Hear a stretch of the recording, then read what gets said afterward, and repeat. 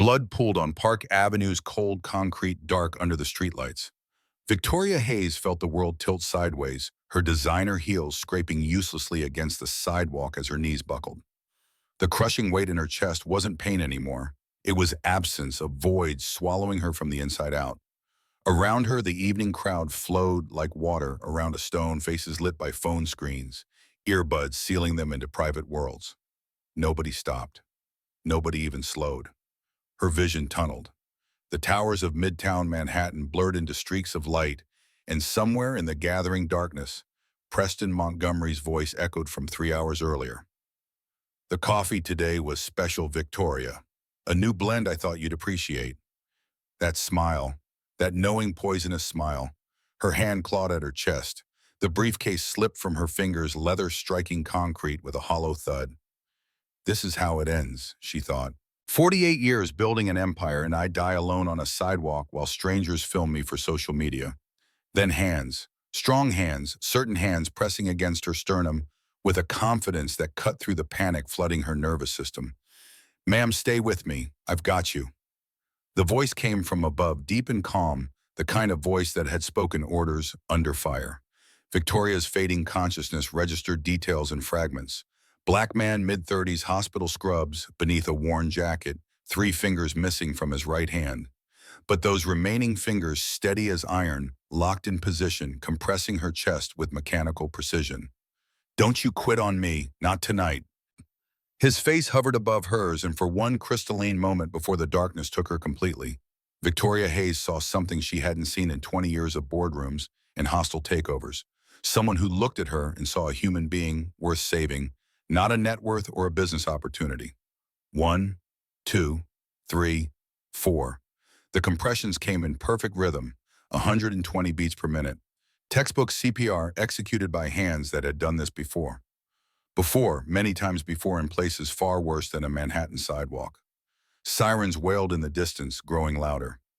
The man didn't stop, didn't hesitate, didn't check his phone or worry about liability or wonder if this stranger was worth the effort.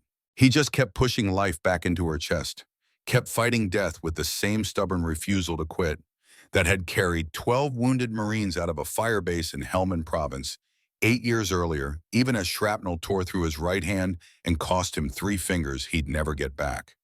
The paramedics arrived in 4 minutes and 17 seconds. Professional, efficient.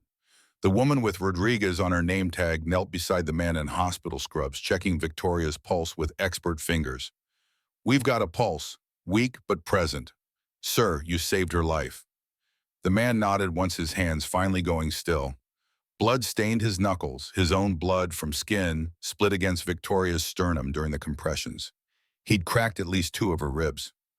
Good compressions always did. "What's your name?" Rodriguez asked as they loaded Victoria onto the gurney, already running IVs and oxygen, the practice choreography of emergency medicine. Jim Carter." "You former military, that was textbook." Jim said nothing. Old habits. He watched them wheel Victoria Hayes toward the waiting ambulance, its lights painting the buildings red and white, and something in his chest tightened. Not the old shrapnel pain that flared up when storms rolled in. Something different. Something that felt like purpose he'd forgotten existed. The ambulance doors slammed shut. Sirens screamed back to life. Manhattan swallowed the sound within seconds, and Jim Carter stood alone on an empty sidewalk with blood on his hands and no idea that he'd just altered the trajectory of 3 lives forever. He checked his phone. 9:47 p.m. He'd promised Emma 9:30. His fingers, the 7 that remained, moved across the screen. "Daddy's running late. Emergency. Home soon." "Love you, princess." The response came immediately. "Is everyone okay?" Even at 8 years old, Emma Carter worried about others first. Sarah's daughter through and through. Jim pocketed his phone and walked toward the subway, his shoulders hunched against the October wind. Somewhere in this city of 8 million people, that woman was fighting for her life in an emergency room. He'd probably never know if she made it. That was okay. He'd done what he could, what Sarah would have wanted him to do. The 6 train rattled through the tunnel, and Jim watched his reflection in the dark window. 37 years old, 2 kids, 1 daughter, 0 prospects for anything better. But tonight he'd saved a life. That had to count for something. It would count for everything. 3 days earlier, the alarm screamed at 5:45 a.m., drilling into Jim Carter's skull like a dentist's bit. He slapped it silent and lay in the darkness of his bedroom, willing his body to move. Every muscle protested. 3 double shifts this week, the second one bleeding into the third with only 4 hours between them. His back felt like someone had driven railroad spikes down either side of his spine. "Daddy?" Emma's voice filtered through the thin walls of their apartment, small and uncertain. "Are you awake?" The question gave him the strength he needed. Jim forced himself upright, bare feet hitting the cold linoleum floor of their 580-square-foot apartment in the South Bronx.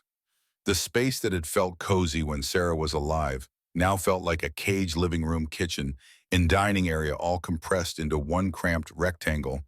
2 tiny bedrooms, branching off like afterthoughts, one bathroom they shared with occasional roaches that no amount of cleaning could permanently evict. "I'm up, princess. Give Daddy 5 minutes." He splashed cold water on his face in the bathroom, avoiding his reflection in the medicine cabinet mirror. Didn't need to see the gray creeping into his beard, the lines deepening around his eyes. The permanent exhaustion written into features that used to be handsome back when he had time to sleep more than 5 hours a night. The kitchen was a narrow galley, barely wide enough for one person to stand comfortably. Jim pulled eggs from the refrigerator, 4 left in the carton, 59 cents on sale at Key Food, and cracked them into a bowl.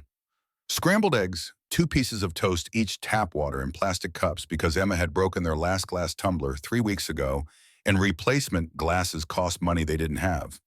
Emma padded out of her bedroom in the pink pajamas Maggie Sullivan had given her for Christmas last year, already too short in the arms and legs. 8 years old, growing like a weed, and Jim couldn't afford to buy her new clothes until his tax refund came through in February. 4 more months. "Morning, princess." "Morning, Daddy." She climbed onto one of the 4 mismatched chairs around their kitchen table, 3 from Goodwill, 1 salvaged from a curb on trash day, and watched him cook with those eyes. Sarah's eyes, deep brown, impossibly perceptive, seeing through every lie and evasion with the casual cruelty of inherited genetics. "Did you sleep?" Emma's voice carried a weight no 8-year-old should have to bear. "You look tired." "Slept great, baby." The lie came automatically, smooth as butter. He'd actually got it in 4 hours, interrupted twice by nightmares about Sarah's aneurysm, the call from the school, Emma's screams echoing through the apartment when Jim came home to find his wife already gone, her body cooling on the kitchen floor while their daughter tried desperately to wake her. Emma studied him with that too-old expression that made his chest ache. "Mama used to say lying makes your nose grow." Jim touched his nose with his mangled right hand, the one that would never again hold a rifle properly or perform the delicate work of battlefield medicine. "Feel any different?" Emma giggled, the sound breaking through the morning's heaviness, like sun through storm clouds. First smile of his day, worth everything, worth the exhaustion and the debt and the grinding poverty that threatened to swallow them whole. They ate breakfast in comfortable silence, Jim's mind already running through the day ahead. 7 to 3 shift at Mount Sinai Hospital, mopping floors and emptying trash bins and being invisible to the doctors who made in 1 hour what he made in a week. Then a quick subway ride to pick up Emma from Maggie's place, help with homework, make dinner, put her to bed. Then the 4 to 10 security shift at the Harlem shopping plaza, standing in a uniform that smelled permanently of other people's sweat, watching teenagers shoplift candy bars he couldn't afford to chase because his knees couldn't take running anymore. And the plaza owner didn't pay enough to justify the risk of getting stabbed over a Snickers bar. Repeat tomorrow, and the day after, and the day after that, until something broke his body, his mind, or the fragile economic balance that kept them one missed paycheck away from eviction. The knock on the door came at 6:25 a.m., 2 quick raps followed by a pause, then one more. Their code. Jim opened it to find Maggie Sullivan standing in the hallway, her Irish red hair gone silver in the 5 years since her husband died, her face creased with the kind of lines that came from smiling through hardship. "Morning, James. Emma ready?" Maggie had been watching Emma before and after school since Sarah died 3 years ago. She charged $50 a week, a fraction of what proper childcare would cost. And even that 50 felt like highway robbery given how much she did help with homework, made sure Emma ate vegetables, taught her how to braid her own hair when Jim's clumsy fingers couldn't manage it. The woman was a saint in sensible shoes and worn cardigans from JCPenney clearance racks. Jim handed over Emma's backpack already packed with her homework folder and a lunch he'd assembled the night before peanut butter and jelly sandwich, an apple he'd bought from the discount bin, and a water bottle because juice boxes cost $4.50 for a pack, and that was $4.50 he needed for the transmission that was making ominous grinding noises every time he shifted gears. Math homework's done. Spelling test Friday. We'll practice. Maggie's hand landed on his arm, gentle and concerned. James, you look dead on your feet. I'm good, Maggie. When's the last time you had a full night's sleep? When Emma was 6. The truth delivered with a half smile to take the edge off the desperation underneath. Emma had been 6 when Sarah died. 6 when Jim's world exploded into a million jagged pieces that he'd been trying to reassemble ever since cutting himself on the sharp edges every single day. Maggie's eyes softened with the particular sadness of someone who'd buried a spouse and recognized the specific flavor of that grief in another person. Sarah wouldn't want you working yourself to death. Sarah would want Emma fed and housed. No argument there. Maggie squeezed his arm once more, her grip surprisingly strong for a 68-year-old retired nurse, then took Emma's hand. Bye, Daddy, love you. Love you more, princess. The door clicked shut. Silence rushed in to fill the space. Emma's presence had occupied heavy and suffocating. Jim turned toward the kitchen table where the bills waited in their usual spot, a stack of envelopes that had grown steadily thicker over the past 3 months. He sat down and forced himself to look at the numbers he'd already memorized. Monthly income, $2,600 from Mount Sinai. After taxes, $500 from the security gig. If he worked every scheduled shift and picked up extras when someone called in sick. $3,100 total on a good month. $2,550 on a bad one when car trouble or Emma's occasional illness and cost him shifts he couldn't afford to miss. Monthly expenses, $1,425 for rent, $180 for utilities, $240 for the cheapest phone plan that still gave Emma a way to reach him in emergencies, $40 for internet because the school required it for homework, $300 for groceries if he shopped the sales and bought the dented cans and day-old bread. Then the funeral debt, $3,800 still outstanding, the payment plan. Jim had negotiated dropping that number by $100 a month and assuming he made the payments on time, which he hadn't the last 2 months. The funeral home had started calling twice a week. Jim pressed the heels of his hands against his eyes and breathed slowly through his nose, fighting the tightness in his chest that had nothing to do with asthma and everything to do with drowning in slow motion. Short $372 this month. The Honda needed a new transmission to the tune of $2,400. Emma needed a winter coat because the one from last year no longer closed across her growing chest. $65 at Target on sale. The school had sent home a permission slip for a field trip to the Museum of Natural History, $40 due Friday. $40. The cost of 2 hours' work after taxes.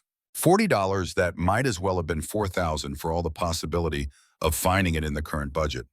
Sarah's photo watched him from the side table, frozen forever at 32, in her simple white dress, sunflowers in her hair, that smile that had made him believe anything was possible. They'd gotten married at City Hall with 2 friends as witnesses because neither of them had money for anything fancier, and it had been the happiest day of Jim's life. Sarah laughing, Sarah crying, Sarah promising to love him through rich and poor, though neither of them had imagined quite how poor could get. I'm trying, baby, Jim whispered to the photograph. I swear I'm trying. The photo didn't answer. It never did. But some mornings like this one, Jim could almost hear her voice in his head. You're stronger than you think, James Carter. You just need someone to see it. He shoved the bills into a drawer where he wouldn't have to look at them for a few more hours and changed into his hospital scrubs. Navy blue worn thin at the elbows, smelling of industrial detergent no matter how many times he washed them. The uniform of the invisible, the people who cleaned up the messes that kept institutions running, while the people in white coats took the credit and the paychecks. Mount Sinai Hospital rose 42 floors above the Upper East Side, a monument to medical excellence, and the kind of money that could buy anything except guaranteed health. Jim badged in through the employee entrance at 6:55 a.m., 5 minutes early like always, and changed into his work boots in the locker room that smelled permanently of mildew and desperation. Carter, floor 7 today, VIP wing. Supervisor Rodriguez barely looked up from his clipboard. The man had been running facilities for 20 years, And in that time, he'd perfected the art of seeing janitorial staff as interchangeable units of labor, rather than human beings with names and histories and children who needed winter coats. Yes, sir. Floor 7, where the rooms cost $3,000 a night and came with marble bathrooms, flat-screen TVs larger than Jim's entire living room, and a level of privacy that money could absolutely buy. Jim had cleaned those rooms for 4 years, now emptying trash bins that contained discarded bottles of wine that cost more than his weekly grocery budget, mopping floors that fewer than 5 people would walk on in a given day, maintaining spaces that most Americans would never see because most Americans couldn't afford to be sick at this altitude. He pushed his cleaning cart down the corridor, its wheels squeaking against the polished floor. Room 712 first, empty, thank God. He could clean it quickly and move on. Room 714 next, and he approached voices filtered through the barely cracked door. Jim slowed, not eavesdropping exactly, just working at a reasonable pace. If the people inside wanted privacy, they could close the door completely. The audits tomorrow, Victoria. If those Singapore files surface, the voice was male-educated, carrying the particular accent that came from prep schools and Ivy League educations. Preston Montgomery, CFO. Jim had seen his photo on the hospital's board of directors wall, one of those corporate headshots where everyone smiled with their mouths but not their eyes. Then we have a problem, Preston. A $47 million problem. This voice was female, equally educated but carrying steel underneath the smooth surface. Victoria Hayes, CEO of Hayes Medical Technologies. Jim had cleaned her office once 3 months ago when the regular night crew called in sick. Neat desk family photos, notably absent prescription bottles hidden in the bottom drawer, where she thought nobody would look. Jim hadn't looked on purpose, but you couldn't empty a trash bin without noticing the discarded packaging from sleeping pills and anxiety medication. We can't let the board see those records. Everything we've built. I know what's at stake, Preston. Then you know what needs to be done. The coffee meeting this afternoon, make sure you finish the whole cup. Jim's blood ran cold. The tone in Preston's voice, the implication behind those words. He kept moving, pushing his cart past their door, but his marine instincts were screaming. Something was wrong. Something was very wrong. He filed the observation away and kept working. 6 more hours until his shift ended. Then home to Emma, 20 minutes together before he had to leave for the security job. Then 4 more hours standing in a uniform that made his knees ache, watching people who had enough money to shop at a mall while he calculated whether he could afford to eat lunch tomorrow or if Emma's needs took precedence again. Repeat tomorrow. Forever. Until something gave. At 2:47 p.m., Jim's phone buzzed. Emma's school number. His heart jumped into his throat injury illness emergency, but when he answered, the school secretary's voice carried routine boredom rather than crisis. Mr. Carter, we have a permission slip for the Museum of Natural History field trip that needs to be signed and returned by Friday. Emma mentioned you might have questions about the cost. $40, the number that had been haunting him since 6 this morning. Can I call you back when I'm at work? Of course, but we do need the payment by Friday or Emma won't be able to attend.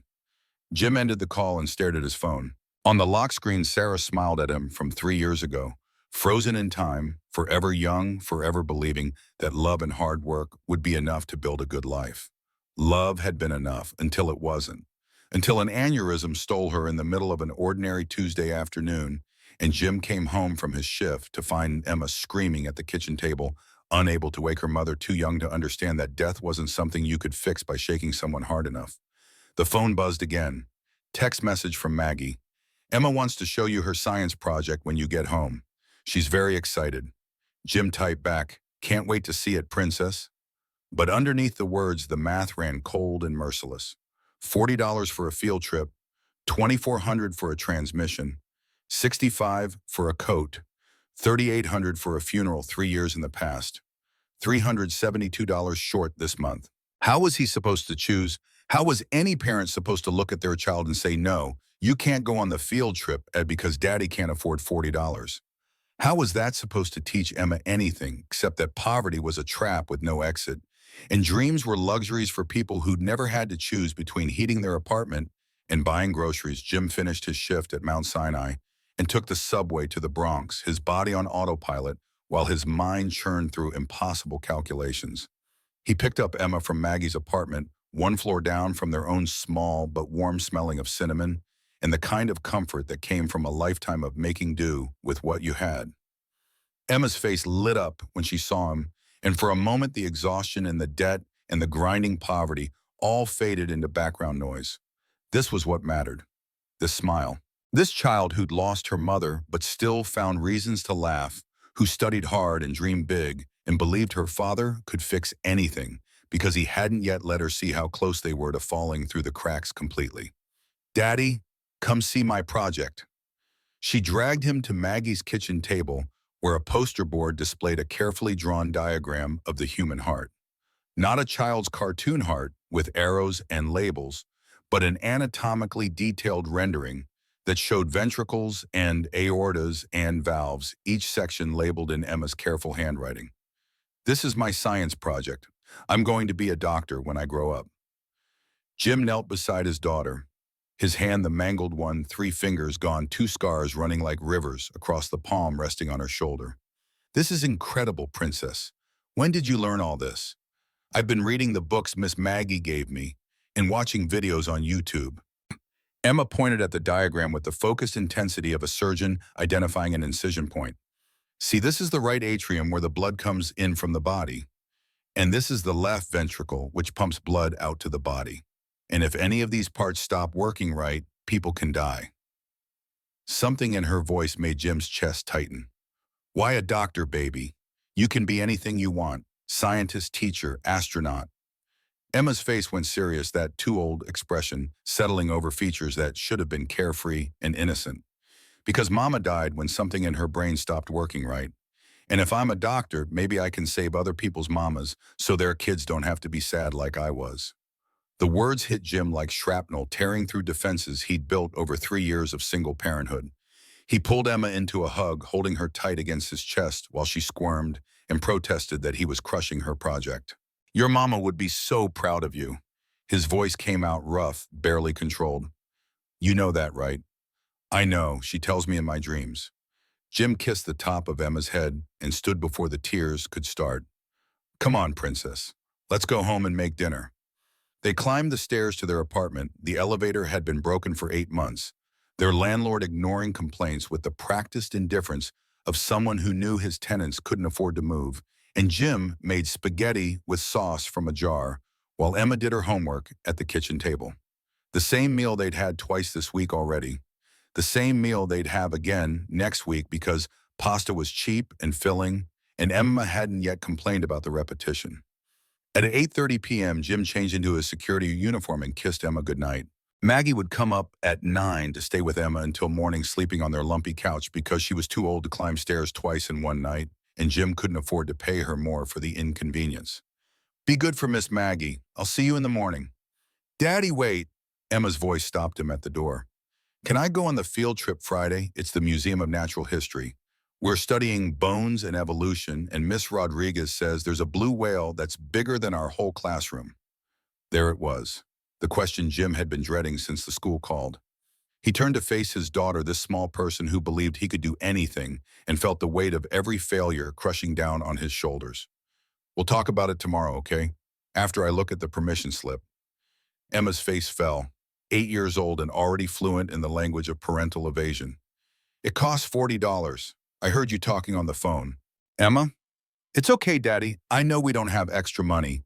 Keisha says her dad's taking her, so maybe I can just look at her pictures after."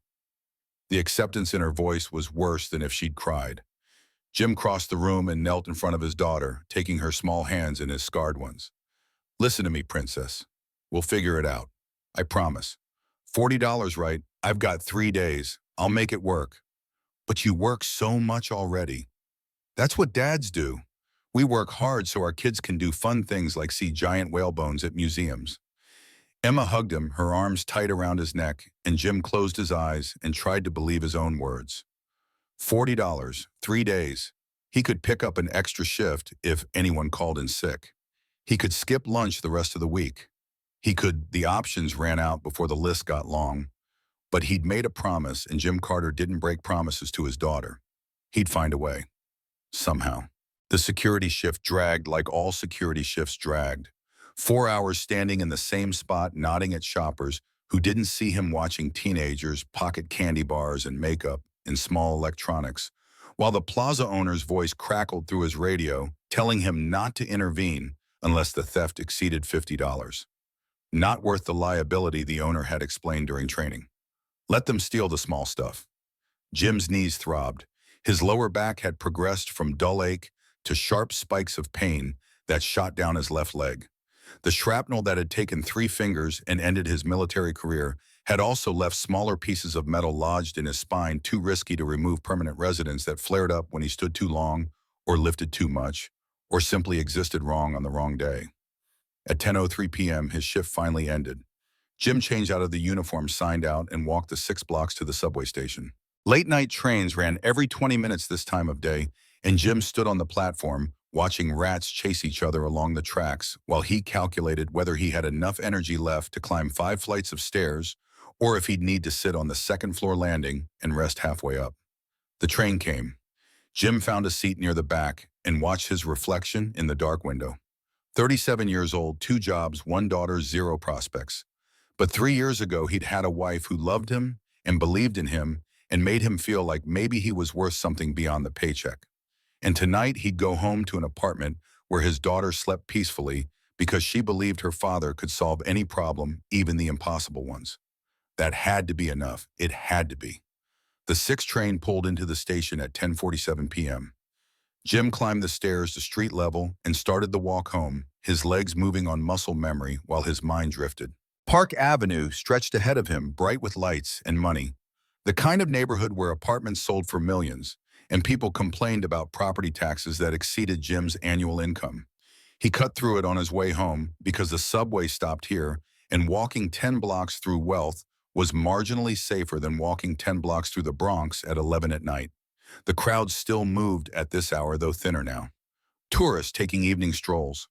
Couples returning from dinner dates at restaurants where appetizers cost $30. Business people finishing late meetings, phones pressed to their ears, sealing deals that would make them richer, while Jim Carter walked past them, invisible and exhausted. Then he saw her. White woman, mid-40s, expensive suit that screamed C-suite executive.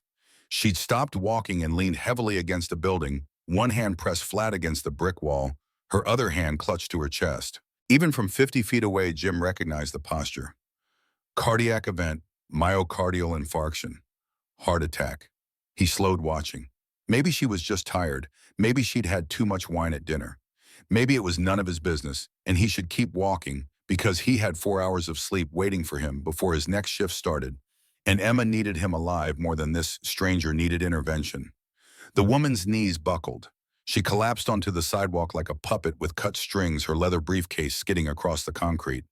Her body convulsed once, twice, fighting for air that wouldn't come. Jim's feet moved before his brain caught up. He was running, shoving through the crowd that flowed around the collapsed woman like water around a stone. Some people glanced down with mild curiosity. A teenager pulled out his phone and started recording. A businessman in a gray suit looked at his watch and kept walking.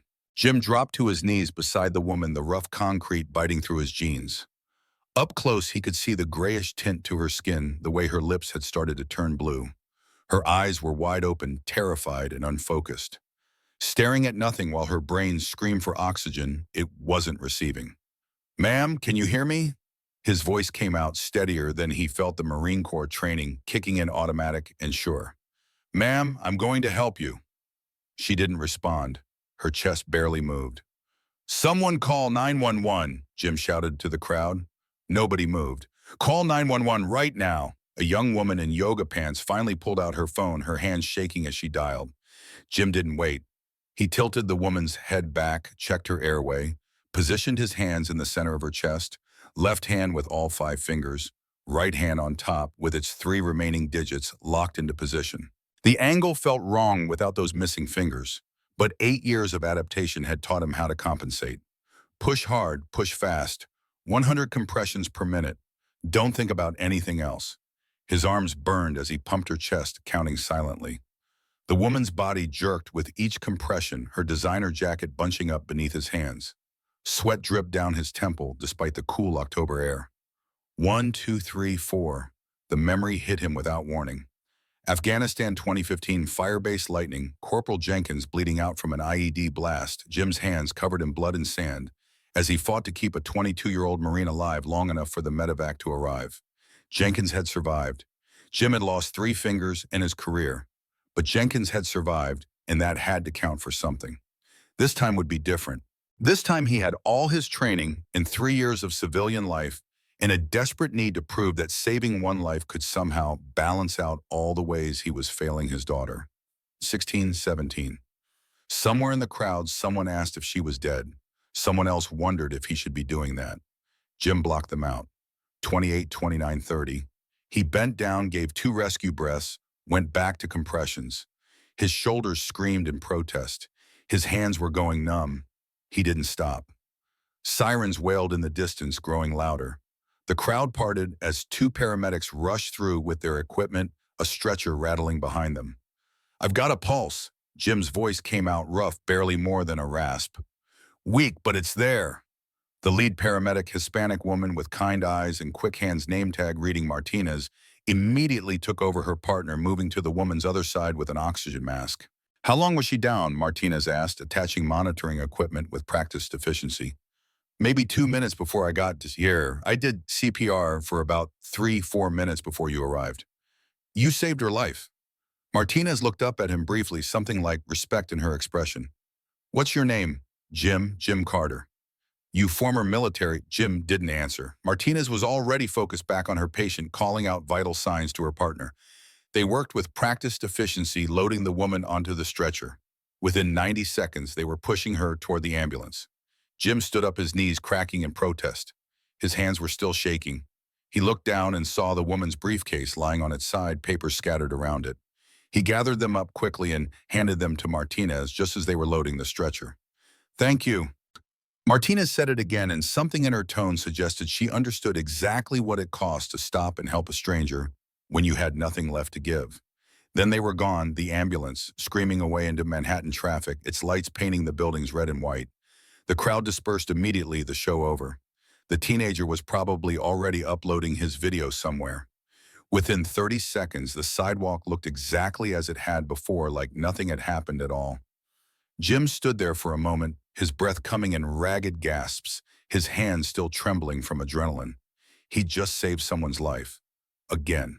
Just like in Afghanistan, just like all those years ago when saving lives was his job, instead of a random act on a Tuesday night, walking home from his security shift.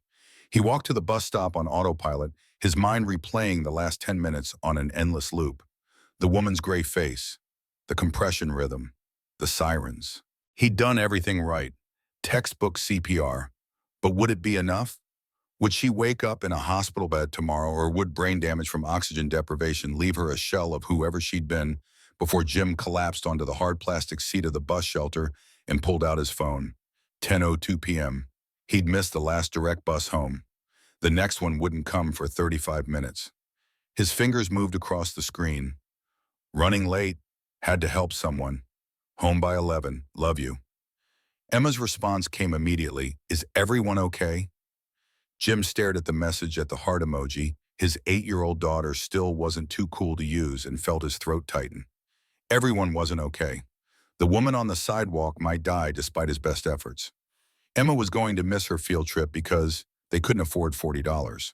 Their car needed a transmission they'd never be able to pay for. The funeral debt would follow them forever. But Emma was safe and warm and asleep in their small apartment, believing her father could fix anything. And maybe that was the only okay that mattered. Jim typed back, "Everyone's going to be fine, princess. See you in the morning." The bus came eventually.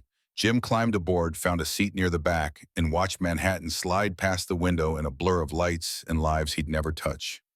Somewhere in this city, that woman was fighting for her life in an emergency room. Doctors would be working on her, running tests, making decisions that would determine whether she saw tomorrow. And here he was, just trying to get home to his daughter. He'd probably never know if the woman survived. That was okay. He'd done what he could, what Sarah would have wanted him to do. That had to be enough. Jim closed his eyes and let the bus carry him home through the glittering darkness of the city that never cared and never stopped. Tomorrow he'd wake up at 5:45 a.m. and do it all again. The same struggles, the same calculations, the same impossible choices between bad options and worse ones. But tonight, for 10 minutes on a Manhattan sidewalk, Jim Carter had been more than a janitor. You're making $31,000 a year. He'd been a medic again, a Marine again, someone who saved lives because it was right and not because anyone would notice or care or remember. That had to count for something. It would count for everything.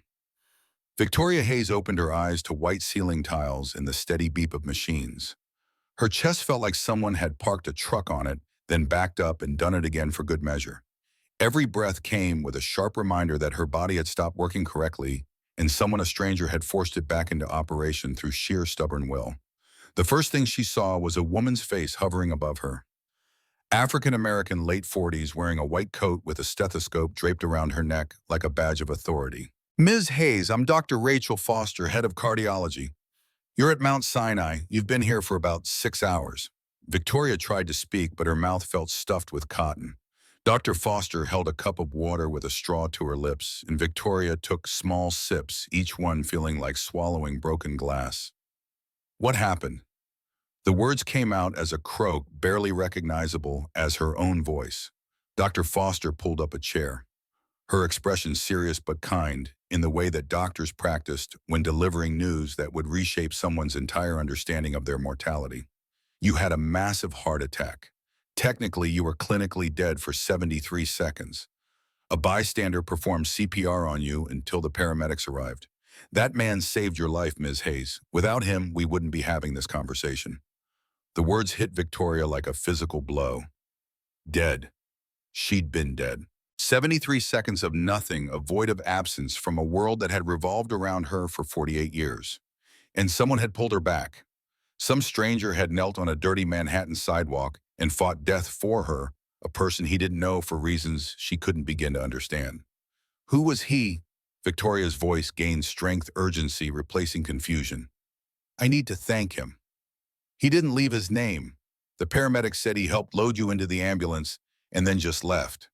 They were focused on you, and by the time they thought to get his information, he was gone. Gone.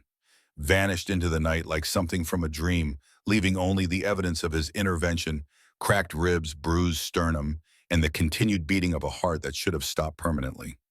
Victoria lay back against the pillows, staring at the ceiling tiles, while machines beeped their steady rhythm beside her. In her world, everything had a price. Every favor came with strings attached. People did things because they wanted something in return, a promotion, a contract, access to her network, a piece of the empire she'd built from her father's small dry cleaning business into a $3.8 billion medical technology company. But this man had saved her life and asked for nothing, expected nothing.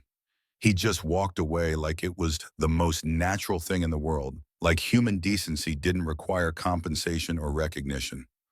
Who does that, Victoria thought? Who was he? Dr. Foster stood adjusting the IV line that snaked into Victoria's arm. We're going to keep you here for at least a week for observation and treatment. Your heart took significant trauma. You need rest, Ms. Hayes, real rest, the kind that doesn't involve checking email from your hospital bed. Victoria opened her mouth to protest the board meeting on Thursday, the Singapore audit results, the quarterly earnings call with investors, but Dr. Foster's expression stopped her. You died, Victoria. Your heart stopped. If you don't make changes, the next time will be permanent. No amount of money or power can negotiate with cardiac arrest. After Dr. Foster left, Victoria reached for her phone on the bedside table. 53 missed calls, 214 emails. The world had continued spinning during her 6 hours of unconsciousness, demanding her attention, her decisions, her constant presence at the center of everything. She ignored it all and dialed Thomas Brennan, head of her security team. He answered on the first ring. Ms. Hayes, thank God, I heard about... Thomas, I need you to find someone. A man probably mid-30s. Black was on the corner of Park and 53rd last night around 9 p.m. He performed CPR on me. The paramedics said he left before anyone got his name. I'll get on it immediately. Do you have any other details? Victoria closed her eyes, trying to reconstruct those fragmented moments before consciousness slipped away. Strong hands certain and confident. A voice that had seen death before and refused to let it win. 3 fingers missing from his right hand. She'd noticed that in the split second before darkness took her completely. He was missing 3 fingers on his right hand, hospital scrubs under a worn jacket. And Thomas, I don't care what it costs. Find him. Understood. Are you okay? Should I come to the hospital? Victoria looked down at the IV in her arm, the monitors tracking her every heartbeat, the hospital gown that made her feel vulnerable in a way her Armani suits never did. I'm alive because of a stranger who didn't even wait around for a thank you. Find him, Thomas. I need to know who he is. She hung up and lay back against the pillows. Someone had saved her life and asked for nothing. In her world of board meetings and hostile takeovers of people who wanted something from her every waking moment that seemed impossible. But the bruises on her chest told a different story. Someone had cared enough to stop. Someone had seen her as a human being worth saving, not a net worth or a business opportunity. Victoria needed to find that person, needed to understand what kind of man walked away from saving a billionaire's life without even leaving his name. The answer would change everything. But as she lay there, another thought crept in. The conversation with Preston Montgomery, the coffee he'd insisted she drink. Make sure you finish the whole cup. Her heart attack had happened exactly 3 hours after that meeting. Exactly. Victoria's hand went to her chest, feeling the steady beat beneath her palm. Was it possible? Could Preston have no? That was paranoia talking. Stress and medication making her see conspiracies where none existed. Preston was ambitious, yes. Ruthless in business, absolutely. But murder, that was too far. Even for someone fighting to hide a $47 million embezzlement. Wasn't it? Victoria filed the thought away, but it wouldn't leave. Like a splinter working its way deeper under skin, the suspicion burrowed into her mind and refused to be dislodged. Thomas Brennan delivered the file personally. 3 days later, his expression unreadable as he placed the manila folder on Victoria's hospital bed. She checked herself out against medical advice that morning. Dr. Foster had been furious, threatening to document Victoria's refusal to follow treatment recommendations. But Victoria had work to do and a mystery to solve, and hospital beds were for people who had time to be sick. You're not going to like what you find, Thomas said, his voice carrying the weight of someone who'd spent 30 years as an NYPD detective before retiring into private security. Victoria opened the folder, her fingers still slightly trembling from medication. The first page was a DMV photo. Black man, mid-30s, kind eyes with crow's feet at the corners, slight smile, like he'd been thinking about something pleasant when they took the picture. He looked tired but not defeated, strong but gentle. Something about his face suggested a man who'd seen the worst of humanity and chosen to be kind anyway. This was him, the man who'd saved her life. She turned the page and started reading. James Matthew Carter, age 37, born Brooklyn, New York. Education, high school diploma. James Madison High School, 2005. Military service, U.S. Marine Corps, 2005-2015. Combat medic, honorable discharge, Purple Heart recipient, 2015. Employment, Mount Sinai Hospital. Environmental services, janitor, 4 years. Secondary employment, Atlas Security Services security guard, 2 years. Annual income, $37,000 estimated. Residence, 2840. Clay Avenue, apartment 4B. South Bronx, monthly rent, $1,425. Victoria's hand went to her chest, right where it still ached from the compressions that had cracked 2 of her ribs. $37,000 a year, less than her monthly car payment, less than she spent on shoes. She kept reading. Family daughter, Emma. Catherine Carter, 8 years old, student at PS 234, wife. Sarah Louise Carter, deceased, died March 15, 2022, age 32, cause of death. Cerebral aneurysm, sudden. The words blurred. Wife deceased, daughter 8 years old. Victoria did the math. Emma would have been 5 when her mother died. Old enough to remember. Old enough to understand loss in a way that would shape her forever. Outstanding debts. Evergreen Funeral Home, $3,800 payment plan. Currently 60 days past due. Mount Sinai Medical Center. $1,200 emergency room visit. Daughter, November 2023. Credit score, 615. Vehicle, 2009 Honda Civic.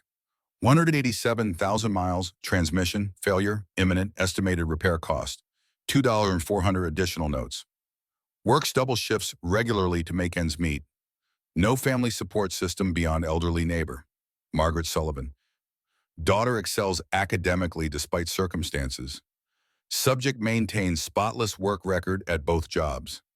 Supervisor at Mount Sinai rates him exceptional and most reliable employee. Marine Corps records indicate heroic conduct, saved 12 Marines during firebase attack, 2015. Lost 3 fingers right hand from shrapnel during rescue operation. Declined Veterans Affairs disability benefits. Reason wanted to work, not collect. The file went on, but Victoria had stopped reading. She stood and walked to the floor-to-ceiling windows of her office on the 45th floor of the Hayes Medical Technologies building overlooking Central Park. The trees were starting to turn orange and gold against the October sky. Below, people jogged along paths that probably cost more to maintain than James Carter's annual salary. She'd almost died 3 days ago, and the man who saved her was working 2 jobs to afford a 1-bedroom apartment while still paying off his wife's funeral. Victoria's own childhood flashed through her mind, the tiny apartment in Queens where she'd grown up, her father working 70-hour weeks at a dry cleaning business he'd built from nothing, her mother sewing clothes for neighbors to make extra money. Dinner had been rice and beans more often than not, and new shoes were a Christmas miracle. Her father had built Sterling Dry Cleaning into a small empire, then pivoted into medical technology just as the internet was taking off. By the time Victoria graduated high school, they'd moved to Manhattan. By the time she took over as CEO at 35, Hayes Medical was worth billions.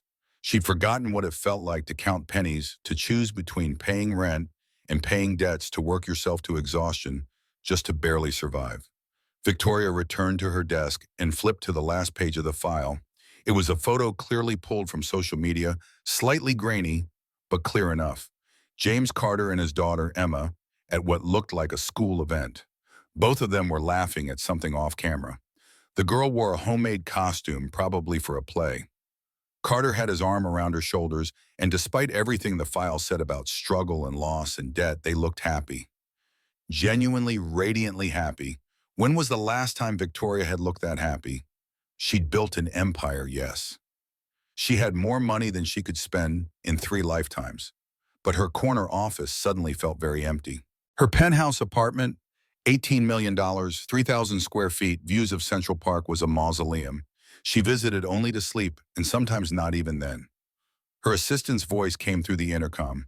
"Ms. Hayes, the board meeting is in 10 minutes. "Cancel it," Victoria said. "Cancel, but they've been scheduled for." "Cancel the meeting, Jennifer. Reschedule for next week." Victoria was already pulling up the contact information Thomas had included. "And clear my schedule for tomorrow afternoon. Is everything okay?" Victoria looked at the photo of James Carter and Emma Tumba again, a man who'd saved her life while fighting his own daily battles. A father raising a daughter alone, working 2 jobs, still smiling despite everything trying to crush him. "Yes," Victoria said quietly. "I just need to do something important." She spent the rest of the day reading and rereading the file, trying to figure out the right approach. She couldn't just throw money at this. Thomas's notes included discreet inquiries from neighbors. Carter was proud and independent, the kind of man who'd refuse charity even when his wife first died, and the community tried to help with funeral costs. He'd insisted on payment plans instead, determined to carry his own weight no matter how heavy the burden. But this wasn't charity. He'd saved her life. She owed him everything.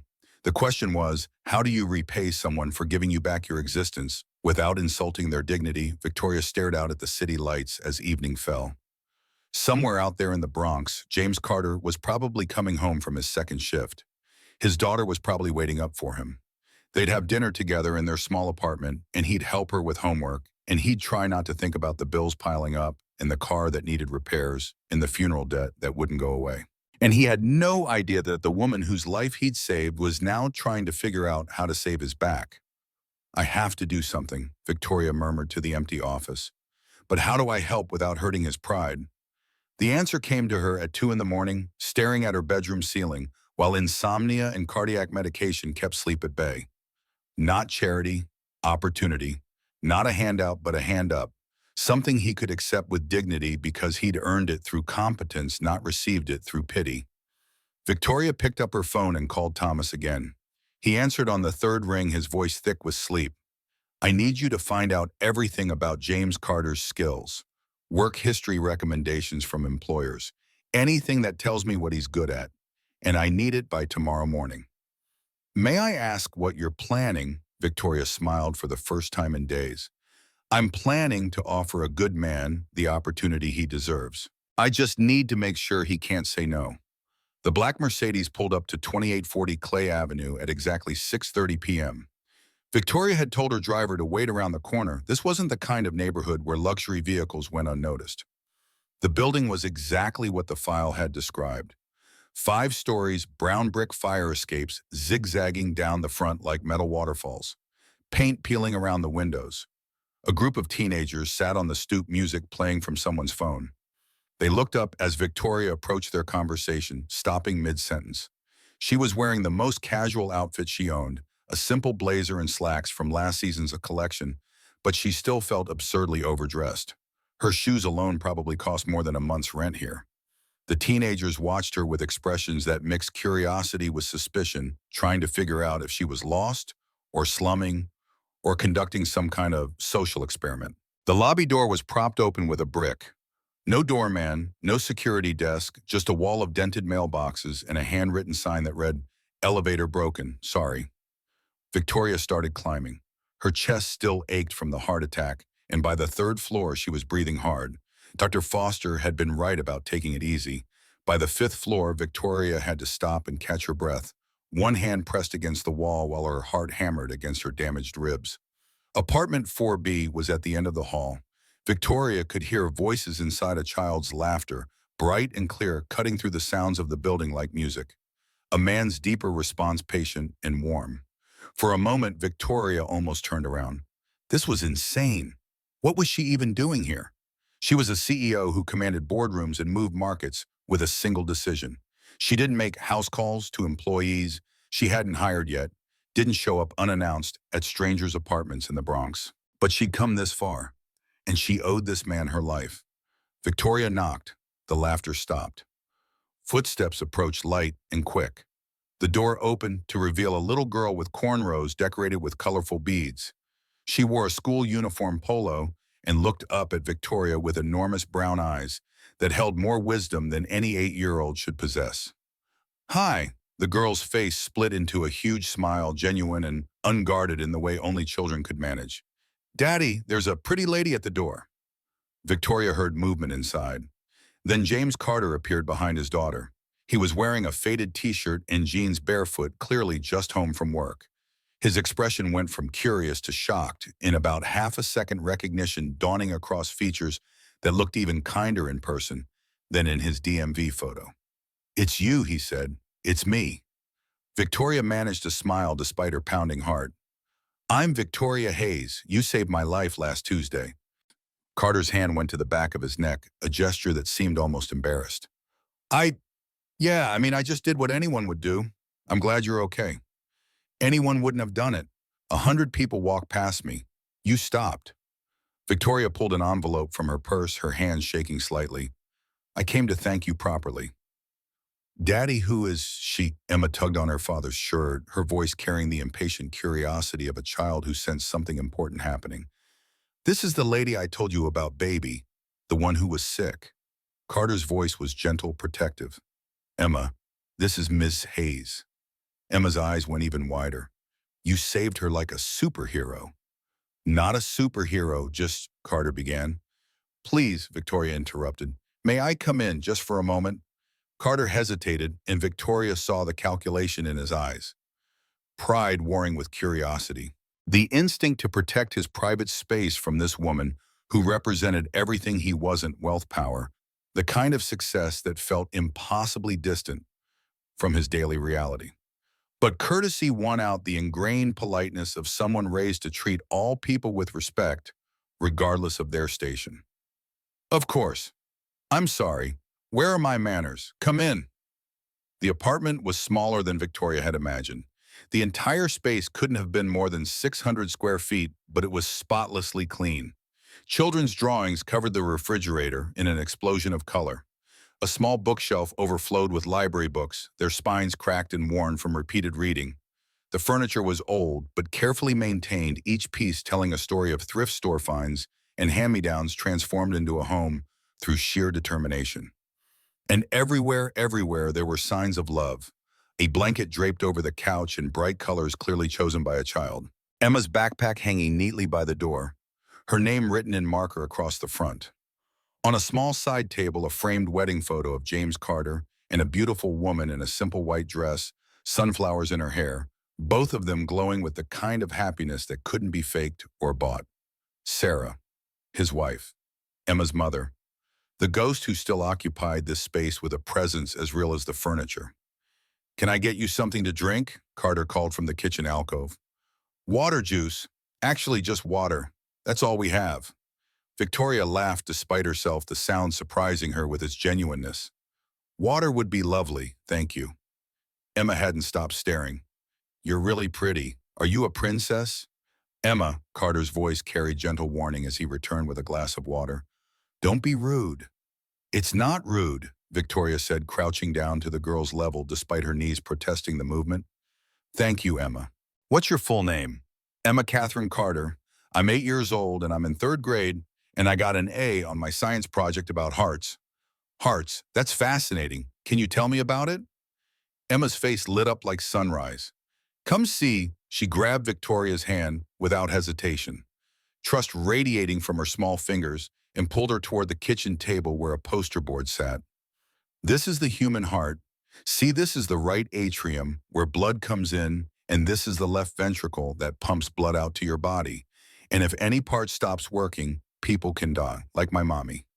The last words came out matter of fact without self-pity, the simple truth of a child who'd learned too young that death was real and permanent. Victoria's throat tightened. "Your mommy would be very proud of how smart you are." "I know. She tells me in my dreams." Emma pointed at each chamber of the heart she'd drawn with careful precision. "I'm going to be a doctor when I grow up so I can save other people's mommies." Victoria looked up at Jim, who was watching his daughter with an expression that held so much love, it was almost painful to witness. This was what wealth looked like when you measured it in things that actually mattered. Not money or power or corner offices. Just a father and daughter who'd lost everything and still chose hope over bitterness. "Emma, why don't you go finish your homework?" Jim said gently. "Miss Hayes and I need to talk about grown-up stuff." "Okay, bye, pretty lady." Emma bounced off toward her bedroom, the door closing with a soft click. When she was gone, Jim sat down across from Victoria at the small kitchen table. The space was so cramped their knees almost touched, and Victoria saw him shift slightly, maintaining respectful distance even in the confined area. His eyes, tired but kind, carrying the weight of 3 years of single parenthood and 2 jobs and constant worry, met hers directly. "Mr. Carter." "Jim, please." "Jim." Victoria slid the envelope across the table. It felt heavy in her hand, weighted with both money and meaning. "This is $50,000. It's not nearly enough for what you did, but I wanted to." "I can't accept that." Jim didn't even touch the envelope, his voice firm, but not unkind. "I didn't help you for money, Ms. Hayes."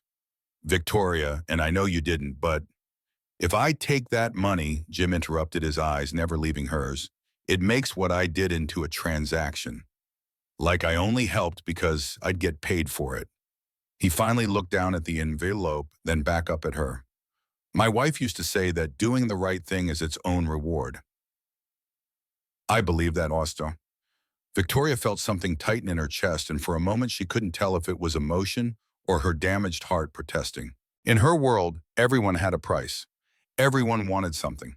She'd built an empire by understanding what motivated people: money, power, recognition, security, and giving them just enough to keep them loyal. But here was a man turning down enough money to change his life because accepting it would compromise his principles. "Your wife was a wise woman," Victoria said softly. "She was." Jim glanced at the wedding photo on the side table. "She would have done the same thing I did. Probably would have done it better." They sat in silence for a moment, the envelope between them like a bridge neither could cross. Finally, Victoria spoke. "I looked into your background. I hope you don't mind. I needed to understand who saved my life." Jim's expression tightened slightly. "What did you find?" "A decorated Marine. A widower raising his daughter alone. A man working 2 jobs and still barely making ends meet. A man who, Victoria's voice caught, who declined disability benefits because he wanted to work, not collect. Everyone has a story, Ms. Hayes. Victoria. And not everyone's story includes saving 12 Marines while losing 3 fingers. Not everyone's story includes working 16-hour days to pay off their wife's funeral. She leaned forward. Jim, you saved my life. I can't repay that with money you won't accept. But maybe I can offer you something you will accept. Like what? An opportunity. Before Victoria could explain, Emma's voice called from her room. Daddy, I need help with my math. Jim glanced toward her door, then back at Victoria. I should. Of course, but Jim, before I go, will you at least think about what I said about an opportunity? What kind of opportunity? Victoria stood, pulling a business card from her purse. The kind that comes from merit, not charity. The kind you'd earn through your skills and character, not receive because of what you did for me. Call me tomorrow, please. Jim took the card, looked at it briefly, then slipped it into his pocket.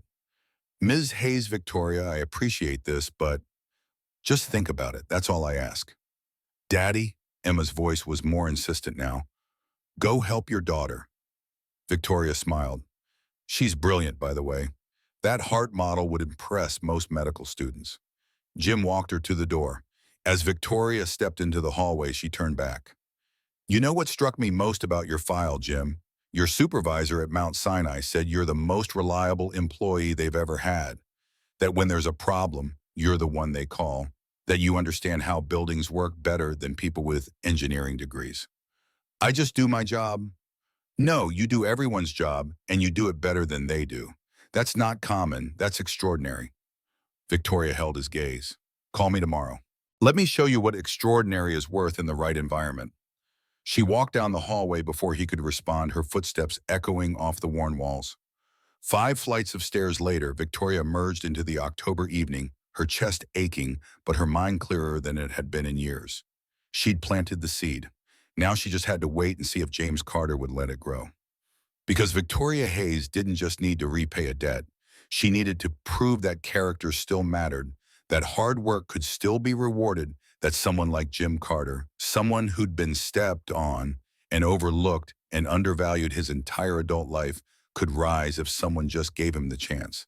And maybe, just maybe, helping him would help her remember who she'd been before corporate success had hollowed out everything that made her human. The Mercedes pulled away from the curb, and Victoria settled into the leather seat, already planning her next move. Jim Carter had refused $50,000 cash, but he had a daughter who dreamed of becoming a doctor. He had bills crushing him. He had skills being wasted mopping floors. She couldn't give him money, but she could give him something better. She could give him a future. Jim Carter didn't sleep that night.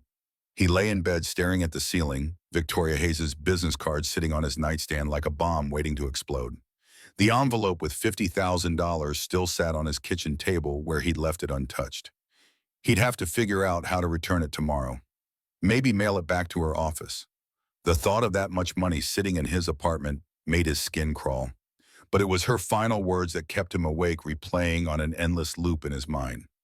Let me show you what extraordinary is worth in the right environment. What did that even mean? A job offer? Some kind of consulting position? Jim had a high school diploma and calluses on his hands. What could a billionaire CEO possibly want from him besides the satisfaction of repaying a debt? At 3:47 a.m., Jim gave up on sleep and went to the kitchen. He made coffee, the cheap kind that came in a red plastic container. Not the fancy stuff Victoria Hayes probably had delivered to her office every morning, and sat at the table studying her business card in the pre-dawn darkness. Victoria Hayes, Chief Executive Officer, Hayes Medical Technologies. A phone number, an email address, an invitation to a world Jim had only ever seen from the outside, mopping floors and emptying trash bins while important people made important decisions. His phone buzzed. Text from Maggie Sullivan. Saw your light on. Everything okay? Jim typed back. Can't sleep. Lot on my mind. The lady who came yesterday, Emma told me about her. Of course Emma had told Maggie. His daughter told Maggie everything. Yeah. Emma said she was pretty and nice and wanted to give you money, but you said no. Jim smiled despite himself. That's accurate. James Carter, you are the most stubborn man I've ever met. What are you going to do? About what? Don't play dumb. About whatever opportunity she's offering. Emma also said something about you being extraordinary. Jim stared at his phone. Trust Maggie to cut straight to the heart of things. I don't know, Maggie. Feels like charity. Does it, or does it feel like something you've earned but never gotten credit for? The question hit harder than Jim expected. He set down his phone without answering and walked to the window. Outside, the Bronx was starting to wake up. Delivery trucks rumbling down the street, early shift workers heading to the subway. The whole machinery of survival grinding to life for another day. Jim had been part of that machinery for 3 years. Wake up work, come home, sleep a few hours. Repeat. The only variation was whether Emma needed help with homework or Maggie needed him to pick up groceries on his way home, or the Honda made a new concerning noise that he couldn't afford to fix. What if there was something different? What if Victoria Hayes was offering him a way out of the loop? But what would he have to give up to take it? His phone buzzed again. This time it was Emma up earlier than usual. Daddy, are you going to call the pretty lady? Jim walked to her bedroom. Emma was sitting up in bed, her hair sticking out at odd angles. Sarah's eyes looking at him with that mixture of hope and worry that made his chest ache. Why are you awake, princess? It's not even 5 yet. I couldn't sleep. I kept thinking about the pretty lady and how she said I was smart and how she looked at you like you were important. Jim sat on the edge of her bed. Baby, I am important. To you. That's what matters. But Daddy, you're important to other people too. You saved that lady's life. You save people's days at work when stuff breaks and you fix it. Miss Maggie says you're the kind of person who makes the world better just by being in it.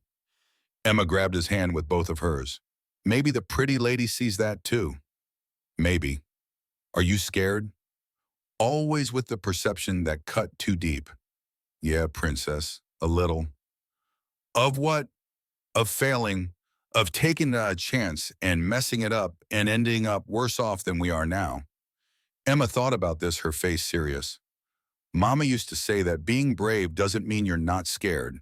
It means you do the thing even when you are scared. Jim pulled his daughter into a hug, holding her tight against his chest while his eyes burned. When did you get so wise? I learned from you and Mama. Emma pulled back, her expression determined. Call her Daddy. See what she wants. You don't have to say yes, but you should at least listen. Since when did you become the parent? Since Mama died and you needed someone to remind you that you're allowed to be happy. The words hit like a freight train. Jim stared at his 8-year-old daughter, this child who'd lost her mother and grown up too fast, and felt something crack open in his chest. Okay, he whispered. Okay, I'll call her. Emma hugged him again, fierce and tight. Good. Now can you make breakfast? I'm starving.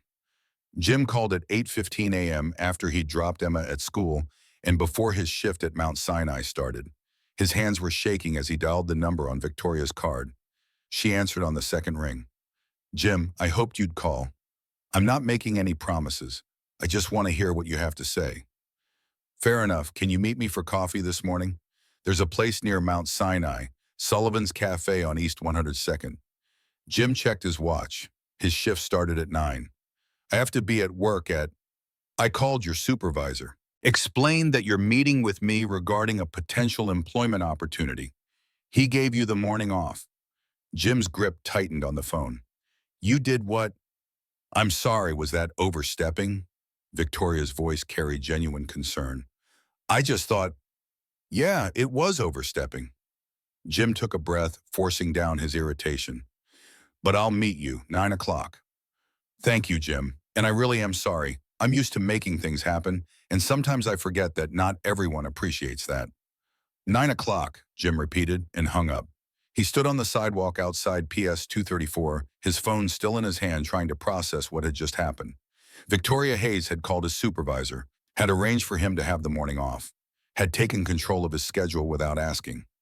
Part of him wanted to call her back and tell her to forget it, but another part, the part that sounded suspiciously like Emma, whispered that maybe this was what opportunity looked like. Maybe sometimes you had to let someone open doors for you instead of insisting on breaking them down yourself. Jim pocketed his phone and started walking toward the subway. He had 45 minutes to get to Sullivan's Cafe and figure out what the hell he was going to say to a billionaire CEO who thought he was extraordinary. Sullivan's Cafe was one of those places that tried too hard to look unpretentious, exposed brick, mismatched furniture, a chalkboard menu, with prices that made Jim wince. A small coffee here cost what he usually spent on groceries for 2 days. Victoria was already there sitting in a corner booth with 2 cups of coffee in front of her. She dressed down jeans and a simple sweater instead of the designer outfit from yesterday, but she still looked expensive. The kind of expensive that came from good posture and confidence and never having to check a price tag. Jim, thank you for coming. She gestured to the seat across from her. I got you coffee. Black, right. Thomas's report said you drink it black. Thomas's report? Jim slid into the booth but didn't touch the coffee. You had me investigated. Yes, that doesn't bother you. Should it, I needed to know who saved my life. Would you have preferred I show up at your door knowing nothing about you? Jim had to admit she had a point. What else did Thomas's report say? That you're a decorated Marine who lost 3 fingers saving 12 men. That you worked 2 jobs to support your daughter. That you declined disability benefits. That your supervisors say you're the best employee they've ever had. Amen. That you live in a 580 square foot apartment in the Bronx and pay $1,400 a month in rent. That your wife died 3 years ago and you've been raising Emma alone ever since. That you owe $3,800 for Sarah's funeral and you're 2 months behind on payments. Jim's jaw tightened. Anything else? Want to know what brand of toothpaste I use? Colgate Total. Thomas was very thorough. Victoria's expression softened. I'm not trying to invade your privacy, Jim. I needed to understand your situation so I could offer you something meaningful, something that would actually help. The $50,000 would help. You already refused it because it's charity. What if I offered you something that wasn't charity? Victoria pulled a folder from her bag and slid it across the table. What if I offered you a job? Jim stared at the folder without touching it. Doing what? I'm a janitor, Ms. Hayes. I mop floors and empty trash. What could you possibly need me for? My facilities operations manager at Hayes Medical Technologies, overseeing building maintenance safety protocols, vendor relationships, staff management. Starting salary is $85,000 a year, plus full benefits, health insurance, dental vision, 401k, with company matching 3 weeks paid vacation. The numbers hit Jim like a physical blow. $85,000, almost 3 times what he made now. He could pay off Sarah's funeral debt in 6 months, get the Honda's transmission fixed, buy Emma a winter coat that actually fit, maybe even start saving for college. You're serious. Completely. Ms. Hay, Victoria. Victoria. Jim finally opened the folder. Inside was a formal job description, salary details, benefit information. It all looked real, legitimate, not a prank or a charity case disguised as employment. I don't have a college degree. I've never worked in an office. I've never managed anyone except a fire team in the Marines. You have 15 years of facilities experience. You understand buildings, how they work, how they break, how to fix them. You solve problems under pressure. You coordinate teams. Those are exactly the skills I need. Victoria leaned forward. Jim, I've been CEO for 15 years. I've hired hundreds of people. Some had impressive degrees from impressive schools and turned out to be useless. Others had nothing but experience and common sense and turned out to be invaluable. I'm betting you're the second kind. But why take a chance on me? Because you saved my life and didn't ask for anything in return. That tells me more about your character than any resume ever could. Victoria held his gaze. And because my father built his business from nothing, working 70-hour weeks at a dry cleaning shop, nobody gave him a chance either until someone finally did. This is me paying that forward. Jim looked down at the job description again. His hands were shaking. This was real. This was actually happening. A way out, a way up, a chance to give Emma the life she deserved. But what if he failed? What if I'm not good enough? The words came out raw, dragged from somewhere deep. What if I take this job and mess it up? Then I've lost everything, both my current jobs, my credibility, and I'm worse off than before. Emma depends on me. I can't risk her future on a maybe. Victoria was quiet for a moment. You're right. It is a risk. For both of us. I'm putting my reputation on the line hiring someone with no traditional qualifications.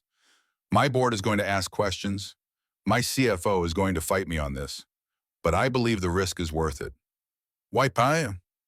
Because safe choices rarely lead to anything extraordinary. And Jim, I think you're capable of extraordinary things if someone just gives you the chance. Jim closed the folder. His coffee had gone cold. Outside the window, people walked past professionals heading to important jobs, making important money, living important lives. None of them had ever mopped floors or worked security shifts or worried about whether they could afford their daughter's field trip. But maybe Jim could be one of them. Maybe. I need time to think about it, he finally said. Of course, take the weekend. Call me Monday morning with your decision. Victoria stood pulling out her wallet. I can pay for my own coffee. I know you can, but I'm the one who asked for this meeting, so I'm paying. It's just coffee, Jim, not charity. After she left, Jim sat in the booth for another 20 minutes, staring at the folder and trying to imagine himself in an office, managing people, attending meetings, making decisions that affected a $4 billion company. It felt impossible. But 3 years ago, raising Emma alone had felt impossible too. And he'd done it. He was still doing it. Maybe he was stronger than he gave himself credit for. His phone buzzed. Text from Emma sent during her morning recess. Did you meet the pretty lady? What did she say? Jim smiled and typed back, she offered me a job. Really, are you going to take it? I don't know yet, princess. It's complicated. Mama says complicated just means you're scared and need to be brave. Jim stared at the message, at his daughter's unwavering faith in him, and felt something shift in his chest. Maybe it was time to stop being scared. Maybe it was time to believe he deserved good things. Or maybe he just needed to talk to Sarah. That evening, after Emma went to bed, after Maggie Sullivan climbed the stairs one more time to sleep on their couch, after the apartment fell into the particular silence that only came after midnight, Jim drove his dying Honda to Woodlawn Cemetery. The gates were technically closed, but the lock had been broken for years, and the groundskeepers didn't care about visitors who came to mourn after dark. Jim parked under the oak tree that marked the path to Sarah's grave, the engine making that grinding noise that meant the transmission was counting down its final days. Sarah's grave sat in a modest section beneath another oak tree, this one just starting to lose its leaves to the October wind. The headstone was simple. They hadn't been able to afford anything elaborate. Sarah Louise Carter, beloved wife and mother, 1990 to 2022. The dates that bracketed a life cut impossibly short. Jim sat on the grass beside the stone, his back against the oak's rough bark, and pulled out Victoria's job offer. He unfolded it in the moonlight, the numbers seeming even more impossible here in the quiet dark. Hey, baby, he said to the stone, to the ground, to the memory of the woman who had promised to love him through rich and poor without imagining just how poor that could get. I know it's been a while. I'm sorry. Work's been, well, you know. The cemetery was silent except for distant traffic and the rustle of leaves. Jim had never believed in ghosts, but sometimes in moments like this, he could almost feel Sarah's presence. Not haunting, just present. The way she'd always been present in their marriage, a steady force of optimism and faith that had kept him grounded even when the world tried to knock him down. Something happened. Jim continued, his voice steady despite the emotion threatening to crack it open. I saved a woman's life, CPR like we learned in the Corps, and she's a CEO, billionaire, and she found me, came to our apartment, tried to give me $50,000. He described the money, the visit, Emma's reaction. Laid it all out like he was briefing a commanding officer, giving Sarah all the tactical details. I turned down the money. You would have been proud of that. I remembered what you always said, doing the right thing is its own reward. Jim's voice caught. But then she came back, offered me a job. Not charity, a real job. Facilities operations manager. $85,000 a year, Sarah. $85,000. With benefits, with vacation days, with a chance to actually get ahead instead of just barely surviving. He pressed his palms against his eyes, fighting back tears. But I'm scared, baby. What if I'm not smart enough? What if I take this job and mess it up? What if I don't belong in that world? He lowered his hands, staring at the numbers on the page. I've been okay with barely making it because I knew it was honest work, because I was doing my best, but this This is different. This is a chance to actually thrive. And I'm terrified I'll blow it. The wind picked up rustling through the oak tree. A few leaves drifted down, one landing directly on Sarah's headstone like a deliberate placement. Jim watched it settle there, and for just a moment, he could almost hear her voice. Not imagination, memory. The words she'd said so many times when he was nervous about becoming a father, when money was tight and he thought about working a third job when she was dying and he was falling apart. You're stronger than you think, James Carter.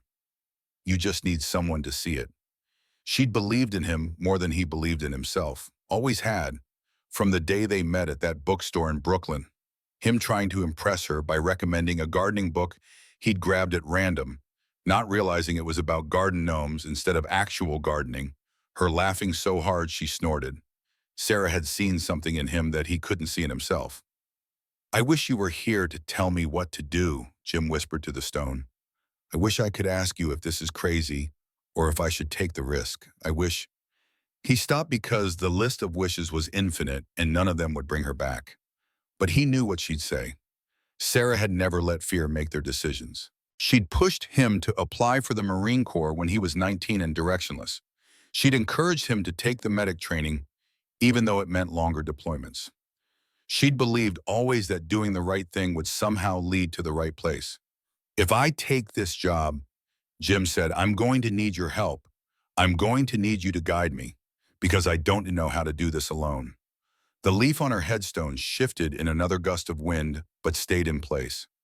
Jim sat there for another hour talking to his wife, telling her about Emma's heart project and the field trip she wanted to attend, and Victoria Hayes's unexpected faith in him. He told her about being scared and exhausted and so tired of struggling that sometimes he forgot what it felt like to hope. When he finally stood to leave, his knees protesting the cold and the damp, Jim placed his hand on Sarah's headstone. I'm going to take it, he said. I'm going to try, and if I fail, well, at least I'll fail trying to give Emma a better life. That's what you'd want, right? The cemetery didn't answer. The stone stayed silent. But as Jim walked back to his car, he felt lighter somehow, like a decision had been made, not just by him, but for him, with him, through him. Sarah had always said that tough times were just adventures they hadn't figured out yet. Maybe this was the next adventure. Maybe he was finally ready to stop just surviving and start actually living. His phone buzzed as he reached the Honda. Text from Emma sent hours ago, but just now coming through because the cemetery had spotty service. Daddy Mama came to me in a dream tonight. She said to tell you that Miss Victoria is good people and that you should be brave. I love you. Jim stared at the message for a long time. 8 years old and already wiser than he was. Already channeling her mother's spirit in ways that felt too perfect to be coincidence. He typed back, even though Emma would be asleep. I love you too, princess. More than you know. Then he pulled up Victoria Hayes's contact information and typed a message before he could second-guess himself into paralysis. Ms. Hayes, this is Jim Carter. If the offer is still available, I'd like to accept. When can I start? He hit send at 11:47 p.m. The response came 2 minutes later, fast enough that Victoria must have been awake, maybe working late in that corner office with its view of Central Park. Monday, 7:30 a.m. Welcome to Hayes Medical Technologies, Jim. You won't regret this. Jim sat in his car and let the reality sink in. His life had just changed. On Monday morning, he'd walk into a building where he belonged, not as invisible labor, but as management. He'd have an office, a salary that could actually pay the bills, health insurance that would cover Emma's checkups without driving them deeper into debt. And he'd have a chance to prove that Victoria Hayes's faith in him wasn't misplaced, that her father's sacrifice building a dry cleaning empire and her own journey from poverty to billions wasn't unique, that people like Jim Carter, people without degrees or connections or anything except work ethic and character, could still rise if someone just gave them the chance. He drove home through the empty streets, the Honda's transmission grinding ominously, and for the first time in 3 years, Jim Carter let himself feel something that had been buried under exhaustion and grief and financial desperation. Hope. Monday morning arrived too fast and not fast enough. Jim stood in front of his bathroom mirror at 5:30 a.m., struggling with the tie that hadn't seen daylight since Sarah's funeral 3 years ago. The suit hung loose on his frame. He'd lost 20 pounds, working double shifts and skipping meals so Emma could eat her fill. The pants needed a belt he didn't own. The jacket sleeves were slightly too short, exposing the scars on his wrists where shrapnel had torn through flesh and nerve and changed his life forever. He looked like a kid playing dress-up in his father's clothes. "Daddy, you're doing it wrong." Emma appeared in the doorway, already dressed for school in her uniform polo and plaid skirt. She climbed onto the closed toilet seat to reach his collar, her small fingers working the silk with surprising confidence. "Mommy taught me. See over, under, through, and pull." Her hands moved with practiced ease, and within seconds, a perfect Windsor knot sat at Jim's throat. He stared at his daughter in the mirror, this 8-year-old child who'd lost her mother, but still remembered how to tie a tie because Sarah had known that someday her husband might need this skill for important occasions. "Your mommy taught you good," Jim said quietly, his voice thick. "She said every man needs to know how to tie a tie for important days." Emma stepped back to admire her work, her face serious. "Today is an important day, right, Daddy?" "Yeah, baby, real important." Emma straightened his collar with the gravity of a general inspecting troops. "You look handsome. You're going to do great." Jim wished he felt as confident as his daughter sounded. Instead, his stomach churned with anxiety that had nothing to do with the burnt toast he'd forced down for breakfast. What if Victoria's board questioned his qualifications? What if his new team resented him? What if he walked into that building and everyone immediately recognized him as the imposter? He felt like Daddy. Emma's hand found his. "Are you scared?" No point lying to a child who could read him better than anyone. "Yeah, princess. A little." "Mama used to say being brave doesn't mean you're not scared. It means you do the thing even when you're scared." Emma squeezed his hand. "You're the bravest person I know. You can do this." Jim knelt down and pulled his daughter into a hug, holding her tight. While his eyes burned with tears, he refused to let fall. When had their roles reversed? When had his 8-year-old become the one giving pep talks and reassurance? The day Sarah died, probably. The day Emma had to grow up too fast because her father was drowning and needed someone to throw him a rope. "What would I do without you, princess? Starve and wear ugly ties," Emma said matter-of-factly, pulling back with that gap-toothed grin that lit up Jim's entire world. Maggie Sullivan arrived at 6:15 a.m. to walk Emma to school, taking one look at Jim in his ill-fitting suit and clasping her hands together with tears in her eyes. "Oh, James, Sarah would be so proud. You look wonderful." Jim looked like maybe 50,000 at most, and that was being generous, but he appreciated the lie. "Thanks, Maggie. I'll pick Emma up after work. Regular time. No second shift tonight. Not anymore." The words still felt unreal. Just the one job now. Maggie squeezed his arm, her grip surprisingly strong. "Your life is changing, James. Let it. You deserve good things." The Hayes Medical Technologies building rose 52 stories into the Manhattan sky, all glass and steel, that reflected the morning sun like a beacon. Jim stood on the sidewalk across the street, commuters flowing around him like water around a stone, and tried to convince himself to move. The building looked like it belonged on a magazine cover. He looked like he belonged at a warehouse loading dock.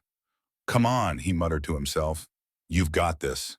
He didn't have this, but he crossed the street anyway, his heart hammering against his ribs hard enough that he wondered if his own cardiac system might betray him right here on the threshold of his new life. The lobby was all marble floors and soaring ceilings. Modern art that probably cost more than his yearly salary hung on the walls. Men and women in expensive suits moved with purpose, their shoes clicking against the polished stone with the confidence of people who belonged. Everyone looked like they'd been born knowing the secret handshake, the unspoken rules, the way you were supposed to carry yourself in spaces built by and for money. Everyone except Jim. He approached the security desk where a white guard in his 50s sat checking IDs. The man looked up as Jim approached, and something in his expression shifted. Not overtly hostile, just careful. The particular kind of careful that Jim had seen countless times in his life. "Can I help you?" The tone was neutral, but Jim heard the subtext. "What are you doing here?" "I'm here for my first day." "Jim Carter. I'm the new facilities operations manager." The guard's eyebrows raised slightly. "ID. I don't have it yet. I'm supposed to get it from HR when I can't let you up without ID. Building policy." Jim felt heat crawl up his neck. Other people were entering the lobby now, streaming past the security desk. The guard waved them through without asking for identification. A woman in a power suit, two men in expensive ties, all of them white, all of them passing through without the same scrutiny Jim was receiving. I understand the policy, but if you could just call up to Victoria Hayes's office. Ms. Hayes. Now the guard looked openly skeptical. You have an appointment with the CEO. The question carried layers of disbelief. Jim's hands clenched at his sides, the scars on his right hand pulling tight. This was it, his first test. He could get angry, make a scene, prove every negative stereotype. Or he could stay calm, maintain his dignity, and trust that this wasn't the end before he'd even begun. She hired me personally. If you could just, sir, I'm going to need you to step aside while I verify this. Other people in the lobby were starting to notice now. A woman in a business suit glanced over, then quickly looked away. Two men in ties paused their conversation to watch. Jim felt their eyes cataloging him. Black man cheap, suit wrong shoes, claiming to have an appointment with the CEO. The story wrote itself in their minds, and Jim could read every word. Robert, that's enough. Victoria's voice cut through the lobby like a bell, sharp and clear with authority that made every head turn. She strode towards them in a navy suit and heels that clicked with the rhythm of money and power, her face set in an expression that brooked no argument. Ms. Hayes, I apologize. Robert, the security guard, immediately shifted his posture, his voice changing from suspicious gatekeeper to deferential employee. He didn't have ID, and protocol requires. I understand protocol, Robert. Mr. Carter is my guest. Please have someone from HR bring his credentials to my office within the hour. Yes, ma'am, right away. Robert's face had turned red. Mr. Carter, he apologized for the confusion. Jim nodded, not trusting his voice. Victoria's hand landed on his elbow, light but firm, and she guided him toward the elevators without another word to the security guard.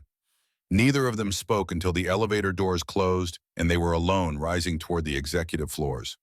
I'm sorry about that, Victoria said quietly. Not your fault. Jim stared at the floor numbers, climbing his jaw tight. He was just doing his job. Let's not pretend otherwise.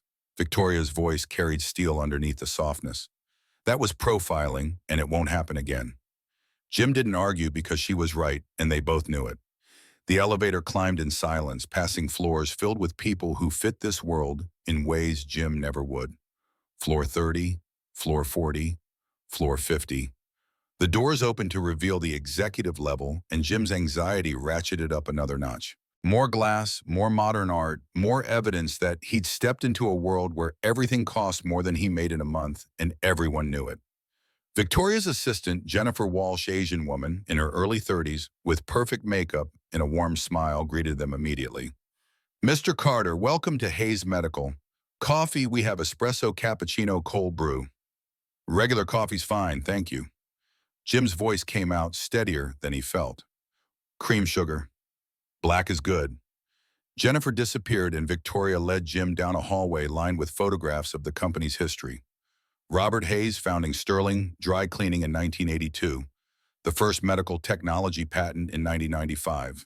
Victoria taking over as CEO in 2010. The building they were standing in being dedicated in 2018.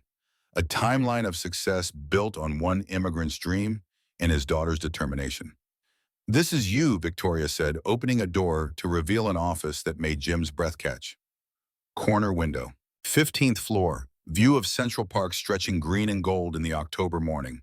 Cherry desk with dual monitors. Leather chair. Bookshelves waiting to be filled. A space bigger than his entire apartment, empty except for potential. Jim walked to the window and looked out at Manhattan spreading below him. His reflection stared back a black man in an ill-fitting suit, looking lost, looking like he'd wandered into the wrong life. Victoria, I've worked with my hands my entire life. I fix things. I lift things. I solve problems on the floor, not from behind a desk. You'll do both. She came to stand beside him, her reflection joining his in the glass. Facilities management isn't about sitting in meetings all day. It's about understanding how a building breathes, how systems connect, what needs attention before it breaks. You already know all of that. Now you just need to learn the business side. And if I can't, then we'll teach you. Victoria met his eyes in the reflection. Jim, I didn't bring you here to fail. I brought you here to succeed. The question is whether you're willing to let yourself. Before Jim could answer, Jennifer appeared with coffee in a real mug, ceramic heavy, the kind that signaled permanence rather than disposability. Jim took it and held the warmth between his scarred hands while Victoria outlined his first day. Team meeting at 8:30, office setup, HR paperwork, IT systems training, facilities walkthrough, lunch with Victoria to discuss initial priorities, meeting with the board at 3 to officially introduce him as the new facilities operations manager. Each item on the agenda felt like another weight added to Jim's shoulders. By the time Victoria finished, Jim's coffee had gone cold in his hands. Ready? Victoria asked. No. Yes. The rest of the day blurred together in a confusion of new faces, new systems, new expectations. The team meeting where Tyler Brennan, the HVAC specialist, made it clear he didn't think Jim belonged. The HR paperwork that made his new life official. The IT training where he learned he'd be managing systems he barely understood.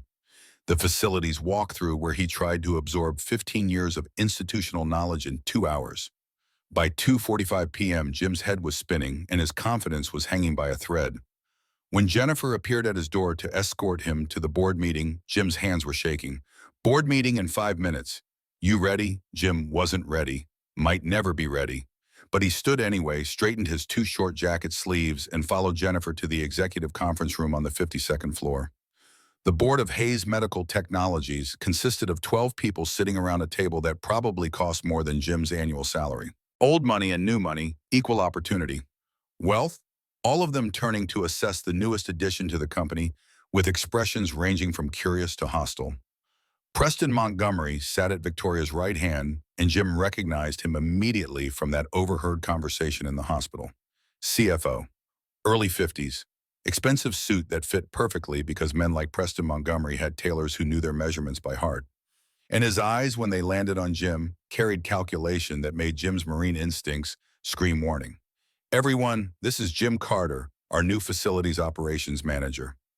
Victoria's introduction was brief, professional. Jim the board.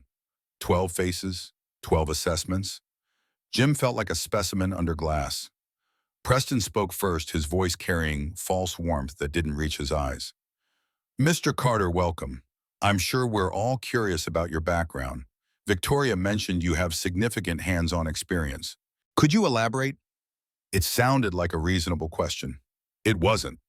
Jim heard the trap in Preston's tone, the way the word hands-on carried subtle emphasis that transformed experience into manual labor. 15 years maintaining critical infrastructure in high-pressure environments. Jim kept his voice even, including combat zones where failure meant casualties. Military background. Preston smile didn't waver. And your educational credentials.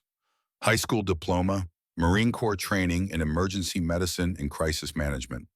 I see. And management experience specifically. Leading teams under fire, coordinating evacuation protocols, making decisions where hesitation cost lives. Of course, though perhaps different from managing a facilities department in a corporate environment. Preston glanced at the other board members. I'm sure we all appreciate Ms. Hayes's unconventional hiring approach. Ms. Carter, what makes you qualified to manage an $85,000 operation with no relevant degree or corporate experience? There it was. The knife slid between ribs with surgical precision. Jim's hands clenched under the table scars, pulling tight. Preston, Victoria's voice cut through the tension. Jim's qualifications. No. Jim surprised himself by interrupting. It's a fair question. He stood, forcing himself to meet Preston's eyes directly, then each board member in turn. You're right. I don't have a degree. I don't have corporate experience. What I have is 15 years of keeping buildings functional while everyone else focused on their jobs. I've diagnosed HVAC failures in 100-degree heat. I've maintained water systems in sub-zero temperatures. I've coordinated teams through natural disasters and equipment failures and every crisis you can imagine. Jim held up his right hand, scars visible, 3 fingers missing. I lost these saving 12 men in Afghanistan. Lost my career too. Spent the last 8 years as a janitor because that's what the market values. But I never stopped solving problems. Never stop learning systems. Never stop being the guy who fixes what's broken. He lowered his hand. So no, I don't have credentials that fit your spreadsheet, but I have competence, character, and commitment. And if that's not enough for this board, then maybe this isn't the right place for me. Silence. Preston's expression had frozen somewhere between shock and fury. Several board members looked uncomfortable. One older woman, Patricia Reynolds, Jim remembered from introductions, was nodding slightly. Victoria stood. Thank you, Jim. The board can discuss this in executive session. You're dismissed. Jim walked out on legs that felt like water past Jennifer, who gave him a sympathetic smile, back to his office, where he closed the door and sat in the expensive leather chair while his hands shook with adrenaline and delayed fear.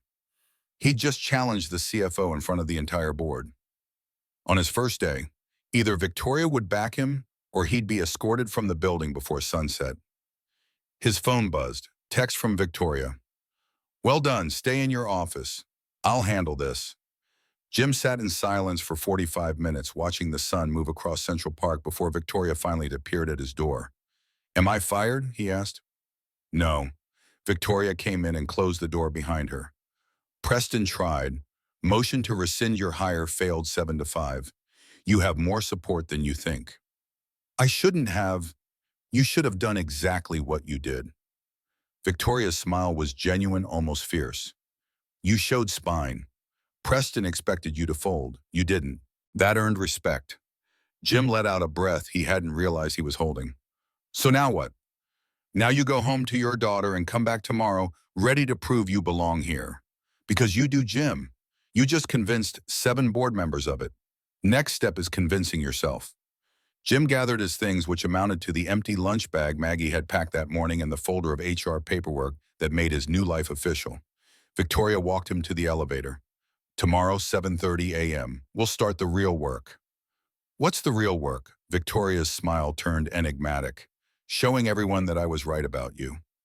The elevator doors opened. Jim stepped inside and turned back to face her. Victoria, thank you for the chance. Thank me by succeeding, Jim. That's all I want. The doors closed and Jim rode down 50 floors alone with his reflection in the polished steel. He looked different somehow. Still wearing the same too big suit, still carrying the same scars. But something in his eyes had changed, something that looked almost like belief. His phone buzzed. Emma, did you survive your first day? Jim smiled and typed back, survived, more than survived. Wait till you hear about it. Did you get fired? No, princess. I think I might have actually impressed some people. I knew it, Mama was right. You're amazing, Daddy. Jim pocketed his phone and walked out of the Hayes Medical Building into the October evening. The street was the same as it had been this morning, crowded, indifferent, moving with the rhythm of money and ambition. But Jim Carter walked through it differently now.